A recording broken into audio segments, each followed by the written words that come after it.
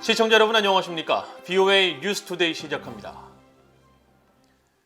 조 바이든 미국 대통령과 기시다 후미오 일본 총리가 첫 정상회담을 하고 최근 북한에 잇따른 탄도미사일 시험 발사를 강력히 규탄했습니다. 양국은 북한 비핵화 문제와 관련해 긴밀한 공조를 유지하기로 합의하고 미한일 3국 간 협력도 강조했습니다. 첫 소식 함지하 기자가 보도합니다. 조 바이든 미국 대통령과 기시다 후미오 일본 총리는 21일 열린 첫 화상 정상회담에서 새해 들어 4차례나 이어진 북한의 탄도미사일 발사를 강하게 비난했습니다. 백악관은 정상회담 후 보도자료를 통해 두 정상은 유엔 안전보장이사회 결의 위반인 북한의 최근 탄도미사일 발사를 규탄했다며 한반도의 완전한 비핵화를 위해 두 정상은 한국과 보조를 맞춰 향후 북한 문제에 대한 긴밀한 공조를 유지하기로 합의했다고 밝혔습니다. 또 바이든 대통령은 북한 정권에 의한 일본이 납치 문제의 즉각적인 해결에 대해서도 지지를 표했다고 백악관은 전했습니다. 이날 정상회담은 미국 워싱턴 시간으로 오전 8시에 시작해 약 80분간 이어졌으며 북한 문제와 더불어 중국 문제를 포함한 인도 태평양에서의 협력 강화와 우크라이나 문제 등 현안들이 다뤄졌습니다. 백악관 고위당국자는 정상회담 후 이어진 브리핑에서 두 정상이 회담을 통해 우리가 목도한 북한의 도발을 강력히 규탄하고 양국이 외교적으로 준비가 돼 있다는 점을 분명히 했다고 말했습니다. 이어 바이든 대통령은 미국이 북한의 도발 가능성을 차단하기 위해 취할 수 있는 후속 조치에 대해 한국, 일본과 긴밀히 협력하겠다는 뜻을 분명히 했다며 향후 며칠간 미국 정부 내 관련 부처에서 더 많은 내용들이 발표될 것이라고 예고했습니다. 또 북한이 잠정 중지했던 모든 활동들을 재가동하는 문제를 신속히 검토해 볼 것이라고 경고한 데 대해서는 북한의 발언을 주목했다면서 진전 상황을 주시하고 있고 그런 성명에 대해 우려한다고 밝혔습니다. 이 고위 당국자는 그러면서 우리는 인도태평양 영내 모든 동맹, 파트너, 기타 국가들과 긴밀히 협의하고 있으며 북한이 추가 도발 조치를 취하지 않도록 설득하기 위한 노력의 일환으로 북한에 매우 분명한 메시지를 보내왔다고 설명했습니다.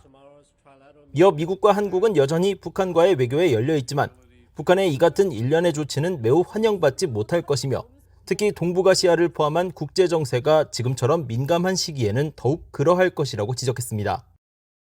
또 미국 정부는 강력한 억제 메시지를 보내기 위해 외교의 잠재적 영역과 공통 목적의 영역에서 가능한 가장 긴밀한 협력을 계속해 나갈 것을 약속했다고 밝혔습니다.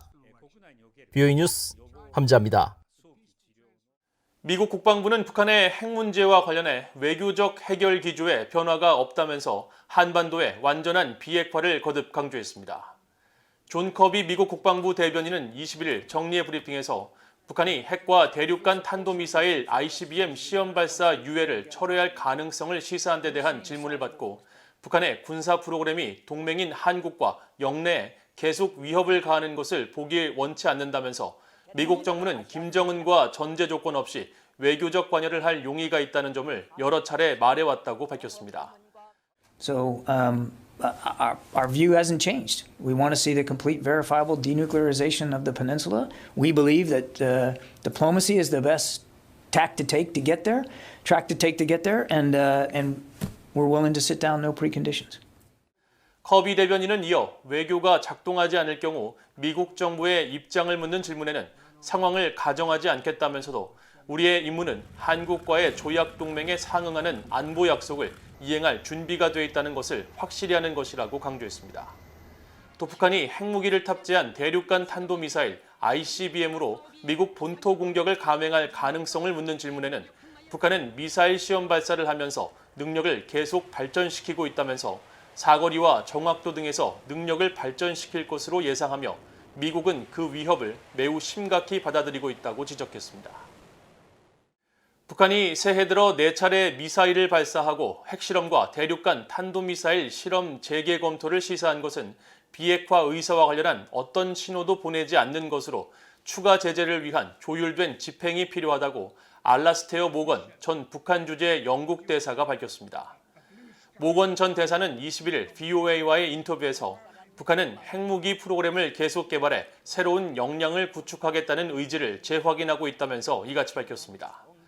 2019년부터 2021년까지 유엔 안보리 대북제재위원회 전문가 패널 조정관으로도 활동한 모건 전 대사는 이어 북한이 핵과 대륙간 탄도미사일을 발사하면 추가 제재가 부과된다는 내용의 지난 2017년 안보리 결의 23975에 대한 회원국 간 조율된 집행이 필요하다고 지적했습니다.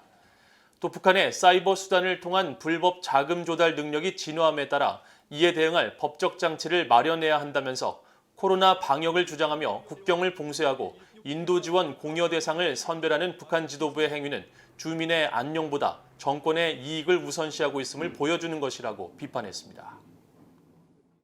미국 상원 외교위원회의 공화당 간사 제임스 리시 의원은 북한이 핵과 대륙간 탄도미사일 ICBM 실험 재개 가능성을 시사한 데 대해 동맹국과의 억지력과 핵무기 정책 유지의 중요성을 거듭 강조했습니다. 미국 공화당 의원들은 북한 문제를 비롯해 바이든 행정부의 외교 정책 전반에 대한 비판 공세를 높이고 있습니다. 이조은 기자가 보도합니다. 미국 상원 외교위 공화당 간사인 제임스 리시 의원은 북한이 이번에는 핵과 대륙간 탄도미사일 ICBM 실험 재개 가능성을 시사한 데 대해 미국이 억지력 강화를 위한 군사태세에 중점을 둘 것을 다시 강조했습니다.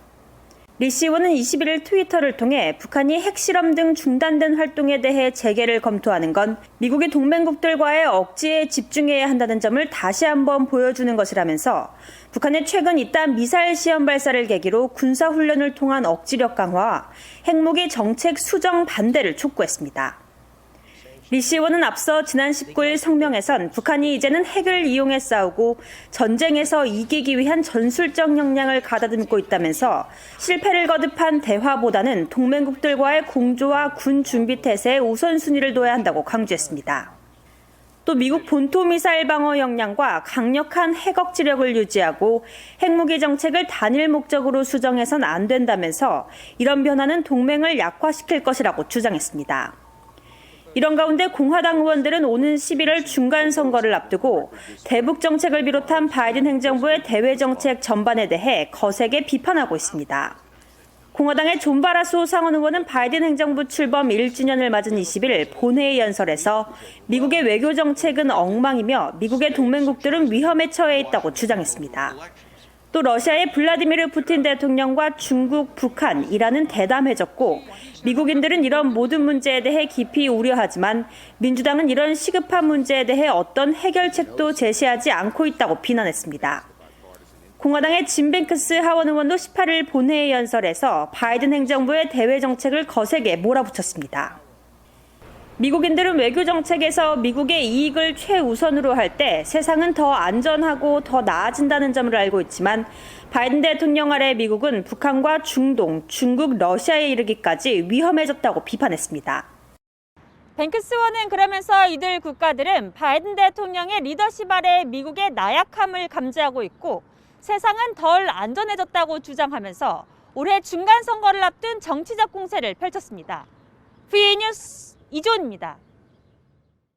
영국 해군이 최근 유엔 안보리 대북 제재를 위반하고 선박간 해상 불법 환적을 통해 북한에 정제유를 제공한 것으로 의심되는 선박을 적발했다고 밝혔습니다. 영국 왕립 해군은 20일 보도자료를 통해 영국 해군의 최신 연안 경비함인 타마호가 최근 유엔 대북 제재 위반 활동 감시를 위해 동중국해 일대를 순찰하던 중 북한에 정제유를 불법적으로 공급하려던 것으로 추정되는 선박을 적발했다고 밝혔습니다. 영국 해군 측은 적발 선박에 대한 구체적인 정보와 적발 일시에 대해서는 언급하지 않았으며 선박에 대한 자세한 정보는 일본 요코스카에 본부를 둔 대북제재 이행 협조팀에 보고했다고 밝혔습니다. 일본 외무성도 21일 보도자료를 통해 영국 해군의 타마호가 1월 중순 동중국해를 포함한 일본 주변 해역에서 2018년 이후 6번째로 합동 경계 감시 활동을 펼쳤다면서 일본 정부는 북한의 완전하고 검증 가능하며 되돌릴 수 없는 대량 살상 무기와 탄도미사일 폐기 목표 실현을 위해 국제사회와 단결해 유엔 안보리 결의의 실효성을 확보해 나갈 것이라고 강조했습니다. 미국의 최신형 아파치 헬기 V6 20억 대가 다음 달 주한미군에 배치 완료될 예정인 가운데 주한미군은 이번 아파치 헬기 배치가 군사 준비 태세를 보장할 것이라고 밝혔습니다.